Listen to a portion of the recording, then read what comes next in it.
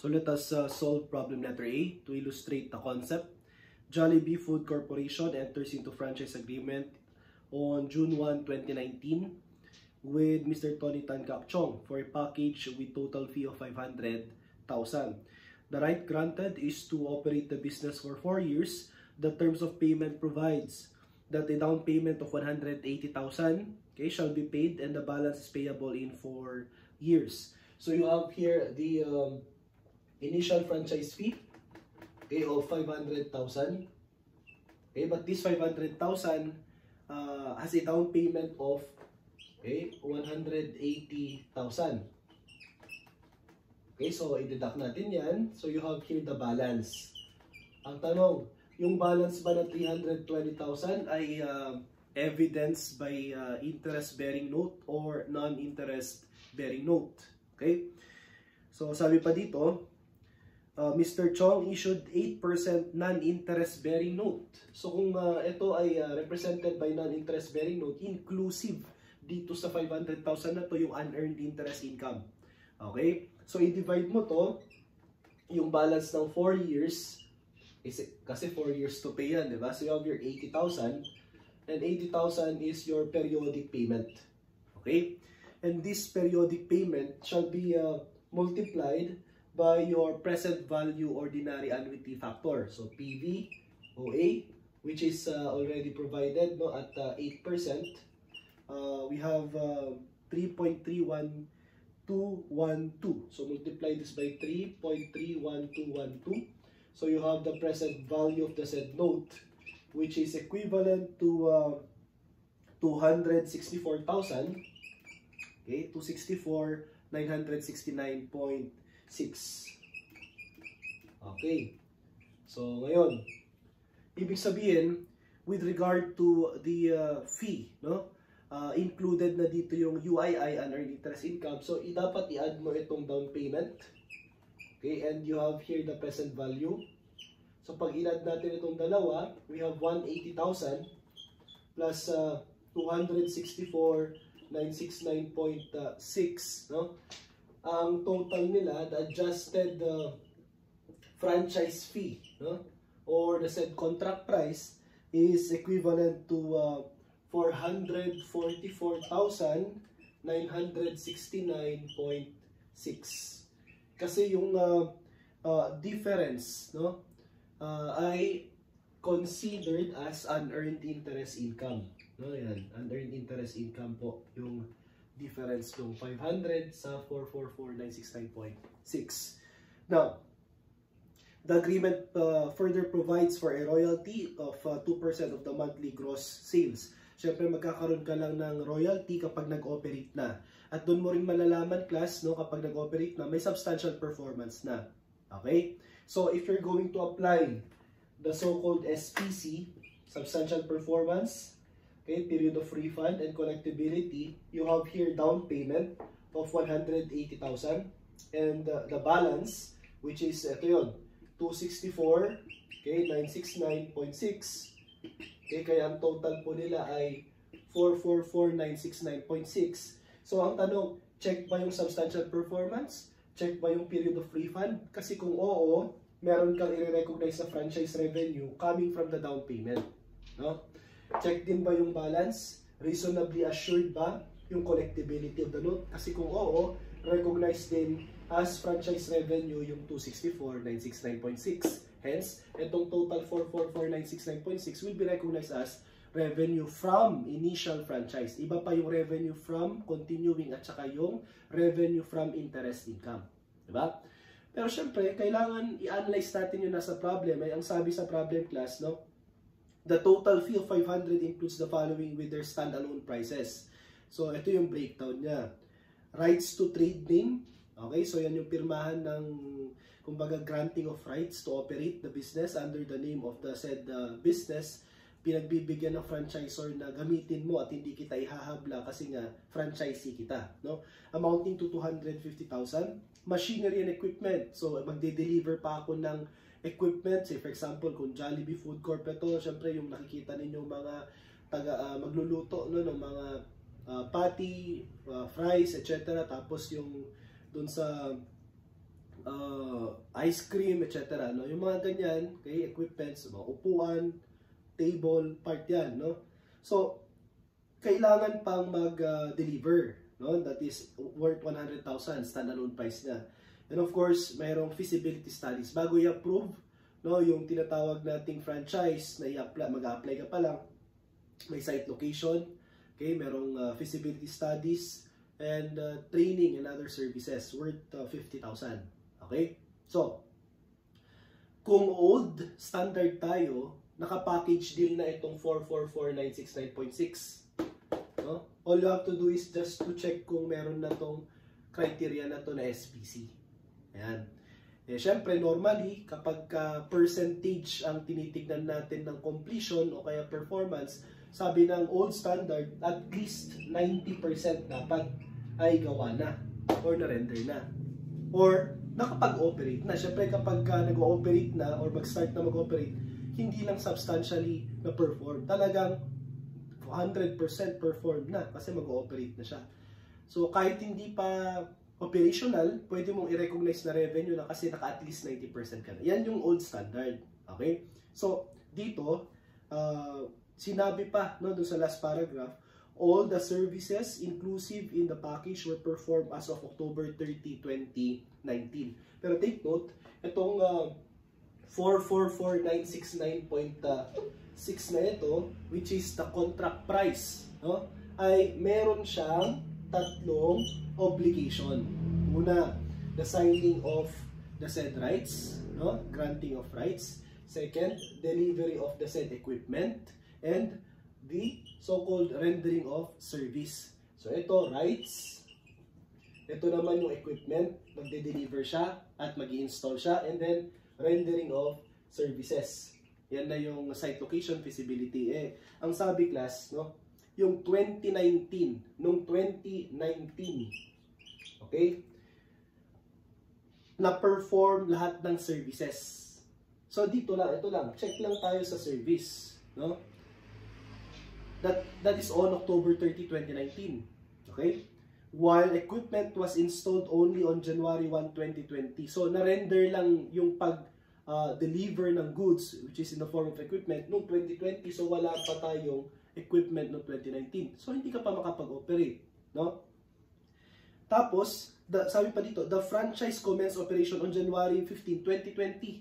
So ibig sabihin, okay, sa 2020, okay, 2020 pa lang nagkaroon ng rights to operate. Ayan.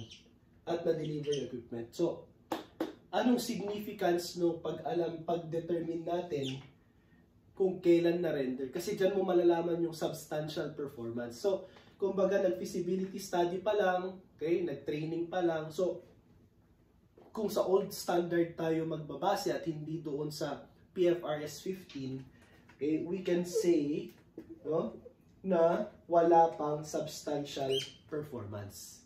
Wala pang substantial performance din sa down payment and sa balance, kahit na ba yung period of refund expired na o kaya naman non-refundable, okay, unearned pa rin po itong revenue natin na 180 na binayad sa'yo. Okay, wala ka pang karapatan as the franchisor to recognize revenue kasi nga hindi mo pa nagagawa yung dapat mong gawin. Okay? Eh, syempre, ganun din sa balance. Yung down payment nga, hindi mo ma-recognize na revenue, yung balance pa kaya. Kaya unearned din po ito. Okay? So, kapag ang tanong, okay, kagaya ng question number 1, okay, using old franchise accounting not applying PFRS 15, how much revenue from initial franchise fee shall be recognized on December 31, 2019. Take note na naka-specify po yung initial franchise fee. So, ibig sabihin, hindi mo i-consider yung interest income as revenue dito. Kaya ang sagot natin is letter A, 0. Kasi naka-specify initial franchise fee, no, na revenue. Okay? Now, for number 2, okay, using old franchise accounting, how much revenue shall be recognized on December 31, 2019? I would like to highlight, hindi na niya in-specify na from initial franchise or from franchise fees. Diba? Total revenue daw. Eh, hindi ba na-discuss natin with regard to total revenue? Okay, burahin ko to. Kasi unearned ito eh. Unearned din. Okay? So, ibig sabihin, sa 444969, wala kang revenue pang makukuha dyan.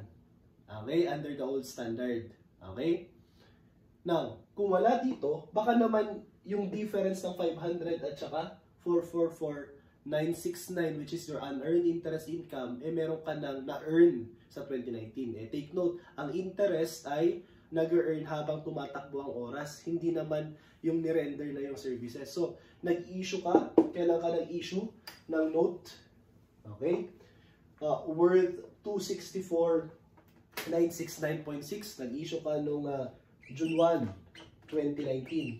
So, i-multiply mo to ng 8%, at i-multiply mo, bilangin mo kung ilang months tumakbo from June 1, 2019 hanggang December 31, 2019. Okay? So, June, July, August, September, October, November, December. So, 7 months. So, you have your times 7 over 12. No, that's for 2019 interest. Okay? Interest income. So, kahit wala ka pang revenue from franchise fees, you can now recognize interest income. Kaya yung mga trick question, how much is the net income? Wala pang revenue, pero meron kang interest income. That's part of your net income. So dito, ang sagot natin, okay, with regard to interest income, is equivalent to 12,000, okay, 12,365.25. Okay? So ang sagot natin ngayon, class, for number 2 is letter B, 12,365.25. That's your revenue. Okay? Revenue on December 31, 2019. Kasi nga, nasabi ko kanina, okay, ang revenue ay galing sa tatlo. Okay? So, burahin ko to ha. Okay? Ang revenue ay galing sa number 1, okay, revenue from initial franchise. Number 2, revenue from continuing franchise. And number 3, interest income or revenue. Okay? So, yan po. No? So, for, again, number 2, letter B ang sagot natin. No? So, ngayon, so we're done with the old, no? Old accounting or franchise accounting. Ngayon, let's apply TFRS 15. Okay? So, again, pag inad natin itong dalawa, okay, so the down payment and then the present value of the note, pag inad natin ito under TFRS 15, okay, your contract price, adjusted contract price, okay, is 444,969.6. No? Bitin ko, 444,969.6.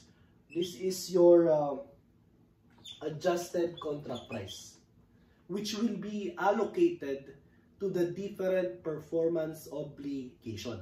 So, tatlo yung performance obligation natin. Signing, yung rights natin, granting of rights. Okay, again, delivery of equipment and rendering of service. No? Ngayon, yung rights natin, sabi dito, ang stand-alone price niya ay 250. I-divide mo to ng 400. No? 250 plus 100, stand-alone price, plus 50, that's 400. Yung equipment naman, 100, divide this by 400. And then yung services, you have here 50, divide this by 400.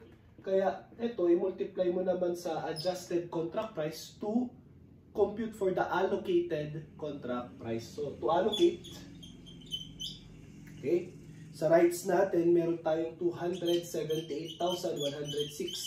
Ito ang value na pwede mong i-recognize na revenue once na nag-operate na. Okay? Kung point in time. Let me make it clear. Kung point in time. Pero kung over time, you have to recognize this 278,106 for a period of 4 years. So, divide mo siya sa 4. Okay? Now, pagdating ng equipment, you have here 111, okay? 242.40. So, ito naman ang equipment. Once na na-deliver na, you can recognize the said revenue from delivery of equipment. And then for services, you have here 55,000, okay? 621.20. Yan na, na-allocate na natin. Kasi PFRS 15. Again, the 5-step model, di ba? Remember, COPAR. Okay, COPAR. Okay, under PFRS 15. Okay, determining the existence of a contract, the different performance obligation, okay, the price. Okay, at ito na yung bagong price, no? And then you have here the allocation. Okay, allocation of the said price to the said performance obligation to the PO. And then recognition of revenue. No? At yung revenue can be recognized at point in time, okay, or at over time. Yan. Okay? So ngayon, burahin ko to class, ha? Let me again highlight na yung tatlong obligation natin, yung rights, equipment, and services, ay sinabi sa problem na na-render na. Kailan? Yung rights sa 2020 pa. Yan, dito pa lang na-perform yung obligation mo. Kasi nag-operate na. Nagrantan mo na ng rights siya to operate. And then equipment sa 2020 pa. Kasi dun mo pa lang na-deliver. So, wala pa sa 2019, wala pa sa 2019. Okay? Pero yung pag-perform ng site inspection, pag-train ng mga staff, etc., ay nagawa mo na noong October 2019. So, anong gustong i-point out nito? No? Kung sa old standard, minsanan package deal mo siyang ina-analyze, no? Yung SPC. No? Pero dito, sa PFRS 15, i-analyze mo siya separately. Kung kailan niya na-perform yung obligation, dun ka na may right to recognize revenue. So, kapag 2019 ang tinatanong na revenue, sabi natin kanina, okay, interest income is one of the revenues, okay, that you can recognize in 2019. Kaya nga ang sagot natin sa number 2 is 12,365.25. Pero ngayon, sa PFRS 15, hindi lang po 12,365.25 ang pwede mong ma-recognize na revenue kasi pwede ka rin mag-recognize na ng revenue from the rendering of service. Okay? So kung na-render mo yung service, magkano ba yung value ng service na yon, yung presyo? Eh hindi ba ito yon? 55,621.20. Kaya kapag ang tanong, no, like in number 4, no, skip muna natin yung number, sagutan natin yung number 3. If Jollibee Food Corporation satisfied the obligation at point in time, no, at point in time. Okay, at point in time. Ayan. Ang anong requirement dito sa number 3? As when Mr. Chong has obtained the control of rights, how much of the total contract price is allocated to the transfer of rights, sale of equipment, and services? So, magkano lang yung na-allocate? Ito na po yung sagot natin. 278, 111, 242.4, and 55,621.20. So, our answer is letter C, okay, for number 3. Okay? For number 4, if Jollibee Food Corporation satisfied the obligation at point in time, as when Mr. Chong has obtained control of rights, how much revenue shall be recognized in December 31, 2019? So, 2019 pa rin, X ito. So, hindi mo pa pwedeng ma-recognize to. X din to, hindi mo pa pwedeng ma-recognize to. Ang pwede mo lang ma-recognize sa 2019 is 55,621.20. But do not forget na meron kang interest na na-compute. Okay? At pwede mo ring i-recognize as revenue. Pero pag ang tanong is revenue from franchise lang, edi ito 55, no? Pero kapag total revenue hindi ni-specify, isama mo yung 12. Kaya sagot natin class for number 4 is letter C, 67,986.45. Dahil nga dito sa analysis natin na ito. Okay? So burahin ko to. So for 2019, nandyan ulit yung tinatawag nating services, nandyan din yung interest. Okay?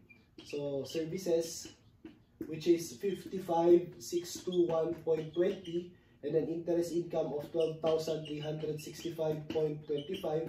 Kaya ang sagot natin for number 4, again, is 67,986.45. So, ibig sabihin class, pagdating na ng 2020, hindi mo na i-recognize to. Ang i-recognize mo naman ay yung rights at saka yung equipment. Pero, huwag kakalimutan, may interest ulit. At saka baka, meron ka pang continuing franchise fee revenue. Okay? So, ituloy pa natin no, yung last sentence ng problem.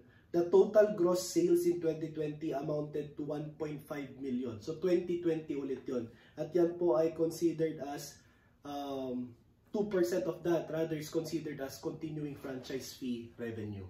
Okay? So, let's proceed to question number 5.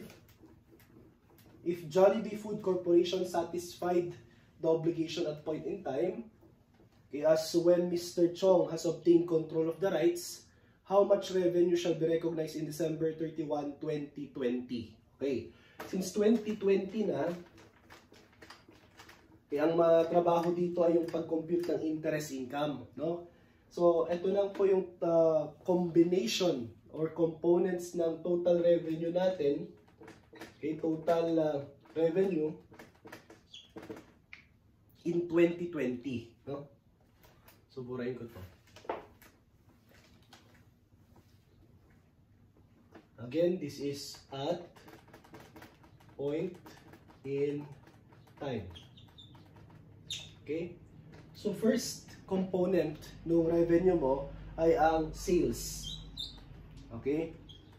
Sales revenue dash equipment. Kasi nabenta mo, no, nung dineliver mo as franchisor yung equipment, parang binentahan mo yung franchisee mo. So, you can recognize that as revenue. Amounting to what? 111,242.4.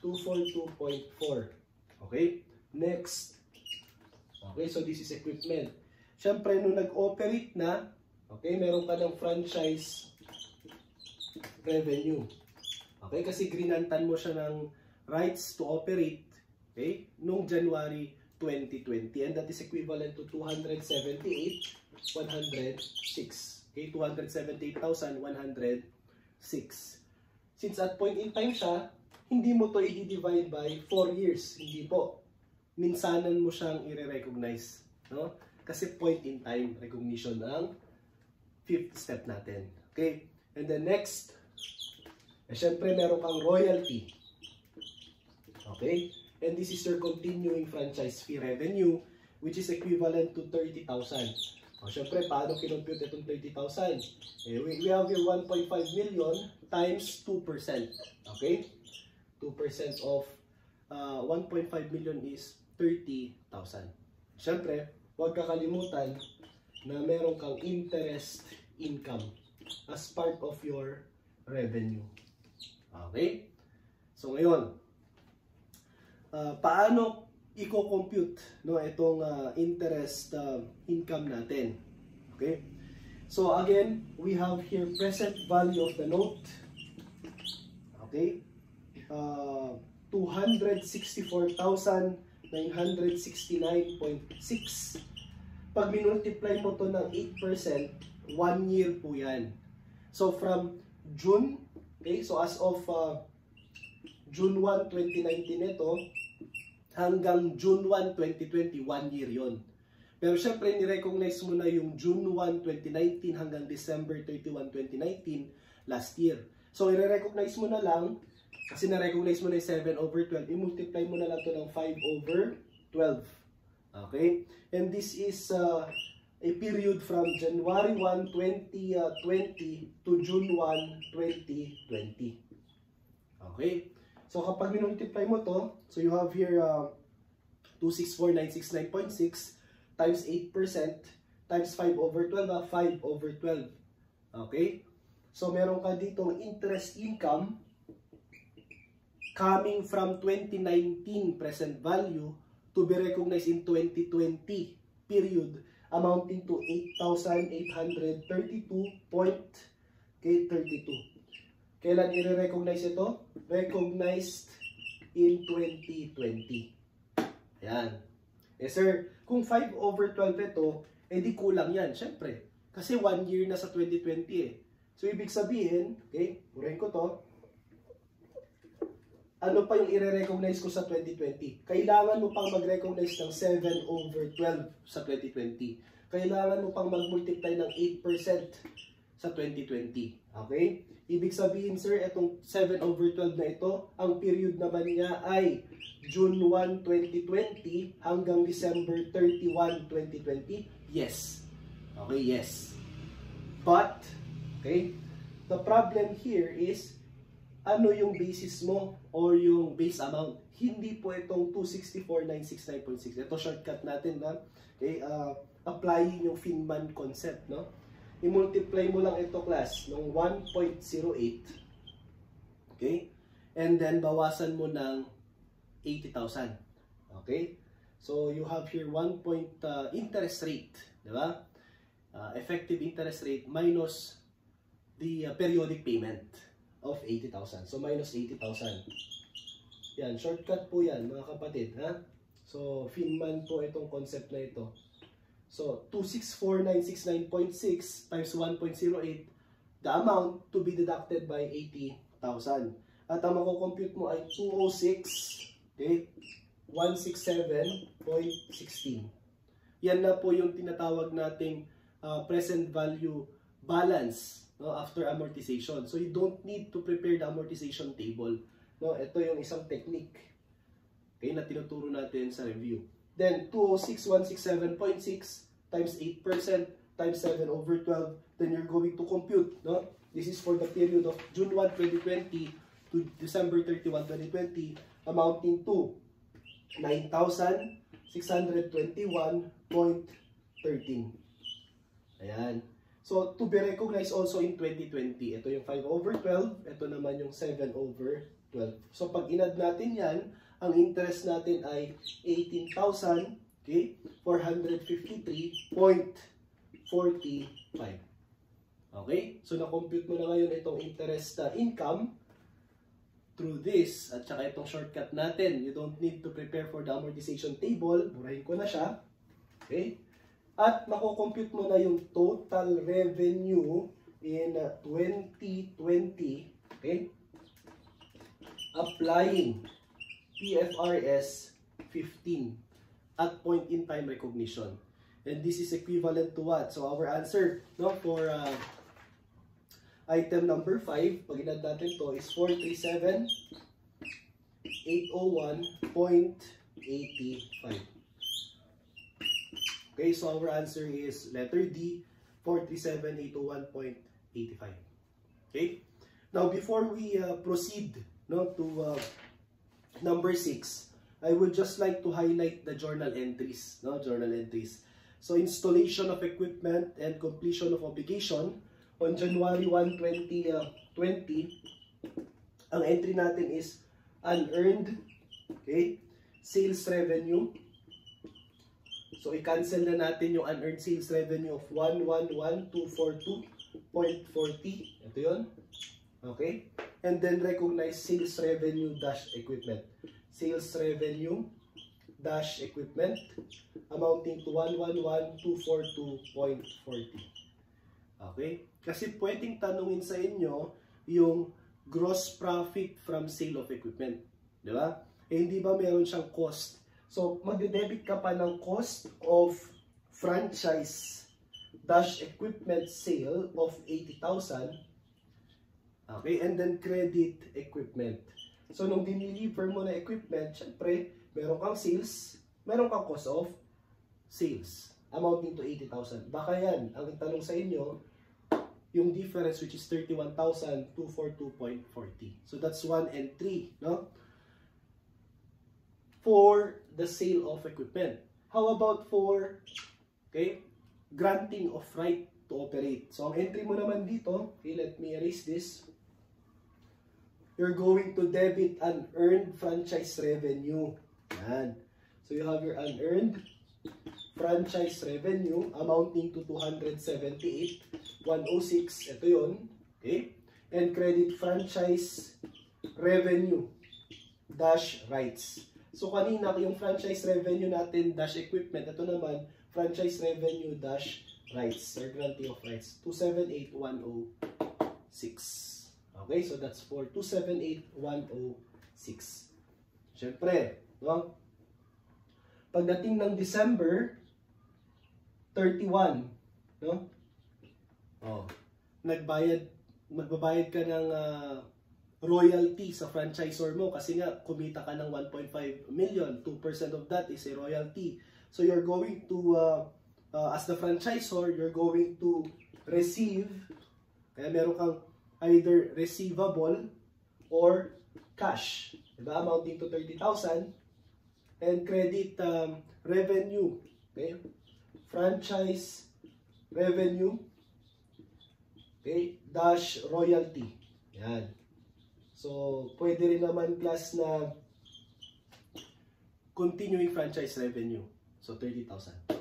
So, ayan. And then last, okay, December 31, 2020, okay, ito naman, 18,000. So, mag-debit ka naman ng unearned interest income. Yan ay sinasabi kong UII kanina, amounting to 18,453.45 and credit interest income. Okay? Interest income or revenue. Amounting to 18,453.45. Okay, so that is for item number 5. Okay? For number 6, if Jollibee Food Corporation satisfied the obligation and provides access to the rights and must continue to recognize over time. So, palitan ko naman to, no? Hindi na daw siya at point in time. What if overtime daw? Overtime recognition. Okay? So, burahin ko muna to. Ayan.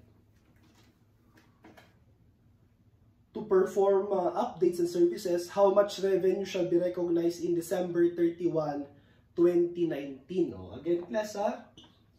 O, ano yung RES natin? Rights, equipment, and services. Kailan na recognize yung rights natin? Is it 2019 or 2020? 2020, wala pa sa 2019. Equipment, kailan mo na deliver as franchisor? Sa 2020 pa, wala pa sa 2019. Pero yung pag-render ng service ay meron ka na sa 2019, wala pa sa 2020. Eh 2019 ang tinatanong, kaya ang isasagot natin ay yung service. Wala po dito. Kasi ito equipment, ito yung rights, royalty, continuing, and interest income yan. No? Kaya ang sagot mo for number 6 should be 67,986.45. No? So letter C pa rin ang sagot natin dyan. Same lang nung kanina ang explanation natin. May interest income ka o revenue na 12,365.25 at meron ka namang service revenue na 55,621.20. So this is the same, okay, explanation with item number 4. Kahit napalitan natin na overtime, hindi naman dun sa service nire-recognize yung overtime dito sa rights. Okay? So, no franchise revenue shall be recognized from the said rights in 2019. Wala pa. Okay? However, the completion of service warrants recognition of franchise service revenue. Okay? So, moreover, the passage of time warrants the recognition of interest revenue. So, yung pag-render ng service, meron kang service revenue. Diba? Unearned franchise revenue dash debit, credit, service revenue. Yung isa naman, passage of time, interest. Debit, unearned interest income, credit, interest revenue, interest income. Amounting to 12,365.25. So, pag inad natin yan, 67,968.45 pa rin. Same concept sa number 4. Okay? So, again, for number 6, letter C ang tamang sagot. Now, for number 7, ito na. I-recognize mo sa 2020 yung rights, equipment 2020, pero overtime daw. Eh, teka lang, hanggang kailan ba yung franchise period? 4 years. So, ngayon, ang babaguhin lang po natin, no? As to interest, wala po. Yung discussion natin as is. As to royalty, wala din po. As to equipment, kasi one-time delivery naman yan, hindi mo rin yan i-divide by 4. Ang i-divide mo lang by 4 ay yung rights. Okay? Yung rights. So, 278,106 divide this by 4. This is equivalent to, okay, 69,526.50. Okay? So ito po i-add natin 111,242.4 plus 69,526.5 plus 30,000 plus 18,453.45 for a total of 200, okay, 29,000, okay, 222.35. So this should be the answer. This should be the answer. 229,222.35.